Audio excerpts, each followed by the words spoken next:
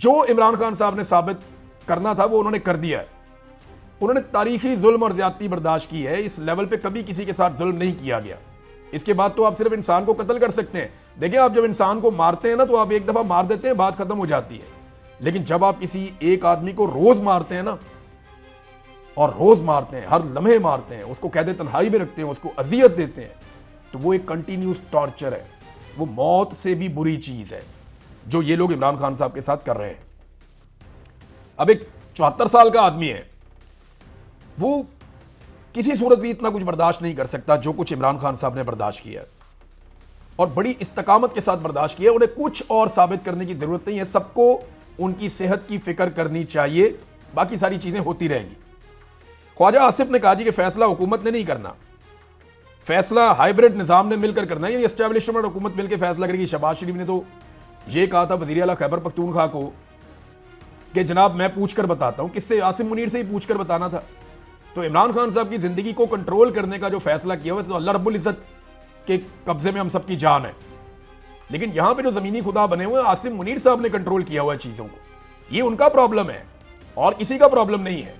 नवाज शरीफ को इमरान खान साहब से दुश्मनी है, बल्कि मैंने आपको कई मरतबा बताया कि नवाज शरीफ ने यह बार बार मुतालबा किया कि इमरान खान से छुटकारा दिलवाया जाए, और आसिम मुनीर जो है वो ये अमल करेंगे या कर रहे हैं। जो एक्टिविटी है वो आसिम मुनीर से करवाई जा रही है, उसको एग्जीक्यूट आसिम मुनीर साहब कर रहे हैं, और नवाज शरीफ साहब की यह ख्वाहिश है। फाज शहबाज साहब है हमारे बड़े अच्छे जर्नलिस्ट, उन्होंने एक इंफॉर्मेशन लीक की थी, वो सारी इंफॉर्मेशन निकाली थी, और उन्होंने ये बताया था दावे के साथ कि नवाज शरीफ ने एक मीटिंग में खुलेआम ये कहा कि इमरान खान को ठोक दो, अच्छा मौका है। जो मौजूदा वजीर आज़म ने उसको कहा था कि आज सारा कुछ हमारी फेवर में, इमरान खान को ठोक दो, ये वक्त है। नवाज शरीफ ने बार बार तरगीब दी है इस बात की। तो इमरान खान साहब की जान खतरे में है, सबको मिलकर उनकी जान बचाने की फिक्र करनी चाहिए। देखिए मसला क्या है, इमरान खान इस सिस्टम की मौत है, मिलिट्री एस्टेब्लिशमेंट और अशराफिया।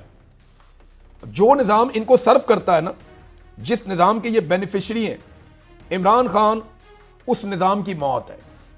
ये निजाम इमरान खान के होते हुए जो है वो कायम नहीं रह सकता। इस निजाम के खिलाफ जो सबसे मौसर हथियार है ना, उसका नाम है इमरान खान। अब ये आखिरी हद तक जाएंगे। मिसाल के तौर पे अगर आप किसी की दुकान का भी मसला बन जाता है ना, नस्लों तक लड़ाई चलती है।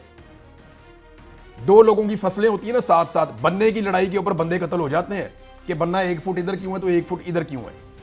ये इतनी छोटे छोटे मफाद के लिए पाकिस्तान जैसे मुल्क में कत्ल हो जाते हैं। यहां तो सैकड़ों हजारों अरब के मफादात हैं। इन्होंने अपनी अपनी एम्पायर्स खड़ी की हुई हैं, बेशुमार इदारे बनाए हुए हैं, लूट मार के बाजार गर्म है, इनको टैक्सेस माफ हो जाते हैं। ये जो दिल करता है खरीद लेते हैं, कौमिया लेते हैं, काबू कर लेते हैं, बेच देते हैं, जैसे दिल करता है मुल्क चला रहे, हर चीज पे कब्जा है। आप मुझे बताएं, जिन्होंने इतनी बड़ी बड़ी एम्पायर्स खड़ी की हुई हैं, इस निजाम की बुनियाद के ऊपर वो इस निजाम को गिरने देंगे? और इमरान खान इस निजाम के खिलाफ एक जिद है, इस निजाम के खिलाफ बड़ा मौसर हथियार है। इसलिए इमरान खान बहुत खतरे में। और याद रखिएगा, मैं सिर्फ इतनी बात आपको बताऊंगा कि ये सिस्टम या ये लोग इमरान खान को कभी जेल में मारने का रिस्क नहीं लेंगे, क्योंकि मुर्सी को भी जेल में नहीं मारा गया था। मैं बार बार आपको मुर्सी की बात बताता हूं, फार्मूला वही है, और यह बात सबसे पहले इमरान खान ने खुद कही थी, और मैंने उनके कहने के बाद मुर्सी वाला पूरा मॉडल स्टडी किया था कि वहां क्या क्या हुआ, किस किस तरीके से हुआ। वहां पर भी स्नाइपर राइफल इस्तेमाल की गई थी, ऊपर से लोगों को गोलियां मारी गई थी, मुजाहिरीन को। जो जो पाकिस्तान में हो रहा है डिट्टो बिल्कुल ऐसा, ये सब कुछ हुआ। ऐसा लगता है कि रिपीट टेलीकास्ट चल रहा है पाकिस्तान में, जो वहां पे मिस्र में हुआ था। इमरान खान ने खुद निशानदेही की थी, और वही हमने यहां पे सारा कुछ होता हुआ देखा। ये निजाम ना इमरान खान को पहचान गया, और वो रिस्क नहीं लेंगे, और जेल में मारने का रिस्क तो बिल्कुल नहीं लेंगे। लिहाजा ऐसा बंदोबस्त करना चाहिए, आलमी सतह पर आवाज उठानी चाहिए, और इमरान खान साहब की हिफाजत इस वक्त सबकी जिम्मेदारी होनी चाहिए। ख्वाजा आसिफ ने कहा कि हाइब्रिड निजाम हमारे साथ मिलकर ये सारा कुछ करेगा। पाकिस्तान तहरीक इंसाफ ने इसका बड़ा जबरदस्त तरीके से एक जवाब दिया है सोशल मीडिया। उन्होंने कहा ताहयात इस्तिस्ना लेकर भी इमरान खान के नाम से, इमरान खान की आवाज से, इमरान खान के अल्फाज से, इमरान खान के पैगाम से, हत्ता कि इमरान खान की एक झलक से भी खौफजदा होने वाला वो बुज़दिल कौन है। अगर जेल में मुझे कुछ होता है तो उसका जिम्मेदार आसिम मुनीर होगा। आसिम मुनीर तारीख का जालिम तरीन डिक्टेटर और एक ज़हनी मरीज है। इसमें ना कोई इखलाकियात हैं और ना ही इस्लाम की समझ है। इसकी इखलाकी पस्ती की वजह से पाकिस्तान में आइन और कानून मुकम्मल तौर पर खत्म हो चुके हैं। और किसी भी पाकिस्तानी के बुनियादी इंसानी हुकूक अब महफूज नहीं है। ये इमरान खान साहब ने कहा था, उनका स्टेटमेंट जो है वो पाकिस्तान तहरीक इंसाफ ने लगाया है। तो नाजरीन, ये सबको फिक्र करने की ज़रूरत है। लड़ाई के बाद जो मुक्का याद आए ना, वो अपने मुंह पे मारना चाहिए। पाकिस्तानियों को अगर कोई आदमी इस वक्त इकट्ठा कर सकता है, इस वक्त पाकिस्तान जितना बिखर गया है, इस नफरत को अगर कोई आदमी इस वक्त काबू कर सकता है, अवाम और इदारों के बीच में जो फासले हैं, इस वक्त अगर कोई शख्स उन्हें मिटा सकता है, और चारों सूबों में, पूरे पाकिस्तान में हर जगह पे अगर किसी आदमी की बात सुनी जाती है, तो वो इमरान खान है। हमें ये मौका बार बार नहीं मिलेगा। और अगर यहां से हम कहीं बिगड़ गए और मामला उस तरफ चला गया, खुदा न खास्ता जिसके खदशात हैं, तो फिर पाकिस्तान को, खुदा न खास्ता मैं ये कहना नहीं चाहता, पाकिस्तान का संभलना और एस्टेब्लिशमेंट का सर्वाइव करना, ये पाकिस्तान में तकरीबन नामुमकिन हो जाएगा। नाजरीन, 2-3 खबरें छोटी छोटी मैं आपके सामने रख देता हूं। नंबर 1 ये है कि लाहौर हंजरवाल में एक और मासूम बच्चा गटर में गिरकर फौत हो गया। 7 साल बच्चे की उम्र थी। ये हर थोड़े दिन बाद वाकया होता है, कभी ये एक्शन लेते हैं, कभी चुप कर जाते हैं। बच्चा फौत होने के बाद जो गटर के ऊपर ढक्कन रख दिया गया, तो उसके फौत होने से पहले रख देते। अब 7 साल तक एक मां ने अपना बच्चा पाला है। मरियम नवाज ने अपने बेटे के बारे में कहा कि तुम मेरी इन्वेस्टमेंट हो। जुनेद ने गाड़ी तेज चलाई, उन्होंने कहा तुम मेरी इन्वेस्टमेंट हो। तो ये 7 साल की किसी मां की इन्वेस्टमेंट नहीं था ये बच्चा? क्या उसे अपनी मां को बच्चे से प्यार नहीं था? ये जो नाअहली है, यानी ये तो कोई बहुत बड़ी रॉकेट साइंस नहीं है। अगर आप सख्ती कर रहे हैं, तमाम गटरों के ऊपर ढक्कन होना चाहिए। वो बच्चा गटर में गिरता है और फौत हो जाता है। बहुत ही अफसोसनाक और तकलीफ दे बात है। नाजरीन, तमगों की लूट से लगी हुई है।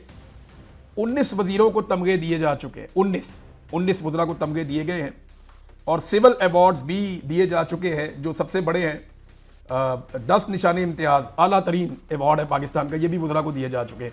पाकिस्तान की नालायक और नकम्मी तरीन हुकूमत है और सबसे ज़्यादा तमगे भी इन्होंने अपनी कैबिनेट को बांट दिए। 19 वजीरों को तमगे बांट दिए। सबसे नालायक, पाकिस्तान का सबसे ज्यादा बेड़ा गर्क इस हुकूमत में हुआ। ये मैं नहीं कह रहा, हुकूमती आदादोशुमार कह रहे हैं, लेकिन सबसे ज्यादा तमगे भी इन्हीं वजीरों को मिल रहे हैं। अंदाजा कीजिए निजाम कैसे चल रहा है। लूट से लगी हुई है, इसको भी तमगा दे दो, उसको भी तमगा दे दो। वो क्या कहते थे, अन्ना वंडे रेड़ियां मुड़ मुड़ अपने आनू, अपनों को देते हैं।